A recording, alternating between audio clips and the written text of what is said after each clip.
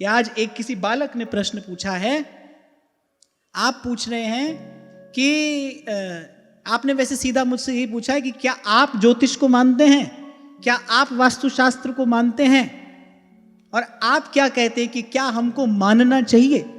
देखो, मानने ना मानने का यहां प्रश्न नहीं है।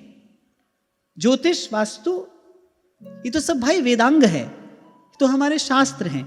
इनके अस्तित्व को स्वीकार करने या ना स्वीकार करने का तो कोई प्रश्न ही नहीं है। तो हम ज्योतिष को मानते हैं, लेकिन हम ज्योतिष से कुछ मांगते नहीं है। समझ आ गई बात? मैंने इतनी सी बात में आपको सब कह दिया। हम इसको मानते हैं, मानने का तो कोई प्रश्न ही, ना मानने का तो कोई प्रश्न नहीं है भाई। जिस वस्तु का अस्तित्व है उसको तो मानना ही पड़ेगा, और मुझे लगता है सादर मानना चाहिए। क्यों? क्योंकि सृष्टि को चलाने के लिए ये भगवान की एक व्यवस्था है। आपने वास्तु की बात पूछी, वास्तु क्या होता है? मेरे शब्दों में वास्तु आपके घर की फिटनेस है। जैसे आपकी फिजिकल फिटनेस है ना, फिजिकल फिटनेस में कुछ एस्थेटिक्स होते हैं, कुछ बैलेंस होता है। ऐसे ही वास्तु क्या है? वो आपके घर को एक सुंदर स्वस्थ आकार देता है। अब यहां पर मैं तो एक और बात कहता हूं, अब तुम ईंट पत्थर के घर को अपना घर समझते हो तो दरवाजा आगे पीछे करते रहो, पर वास्तविकता क्या है? जीवात्मा तो इस 9 द्वार के घर में रहता है ना।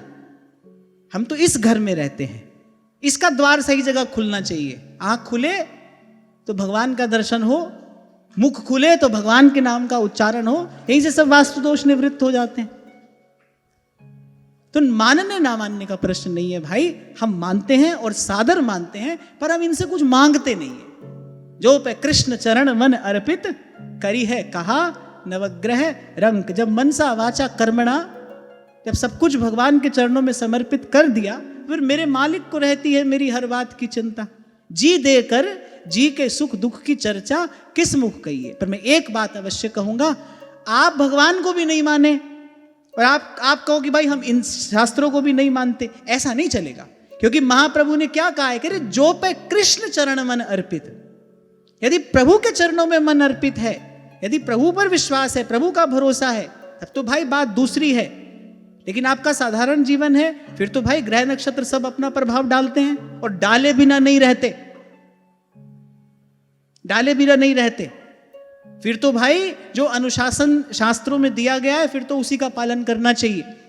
यदि अपने जीवन में सुख शांति चाहते हो, फिर तो उसी का पालन करना चाहिए। आपको सत्संग मिल गया है, नाम और धाम की कृपा हो गई है, गुरुजनों का आशीर्वाद है, आपको लगता है नहीं भाई जीवन प्रभु के हवाले है, जीवन की डोरी प्रभु के हाथ है, फिर किसी भी बात की चिंता करने की आवश्यकता नहीं। एक बार बहुत पहले एक विद्यार्थी ने भी मुझसे प्रश्न किया था, will do you believe in astrology? तो मैंने कहा I believe in astrology but I don't believe in astrologers. तो मैं ज्योतिष को तो मानता हूं, पर जो आजकल के ज्योतिषी हैं मैं उनको नहीं मानता हूं। वस्तुतः तो ज्योतिष को भगवान शिव का तीसरा नेत्र कहा गया है। ये तो मानव के लोक के हित के लिए, कल्याण के लिए ऋषि मुनियों की एक विद्या है, महादेव का प्रसाद है। और किसी भी विद्या का दुरुपयोग जब केवल स्वार्थ साधन के लिए किया जाता है, तो वो विद्या अपने सार को छिपा लेती है। और यही स्थिति आज चारों तरफ देखने को मिल रही है। और आपने हमसे पूछा तो हम तो आपको यही सलाह देंगे भाई, नर देही पाही चित चरण कमल दीजय, और दीन वचन संतन संग दरस परस कीजय, लीला गुण अमृत रस श्रवणन पुट पीजय, सूरदास गिरधर जस गाय गाय जीजय। ध्यान रखना, ये केवल भ्रम है कि हम किसी घर में रहते हैं, उस घर का वास्तु अच्छा होना चाहिए। ये जो जीवात्मा है ना, हम जो हैं वो तो इस घर में रहते हैं, इसका वास्तु ठीक होना चाहिए। और इसका वास्तु ठीक करने का एक ही उपाय है, राम सिमर राम सिमर एहि ते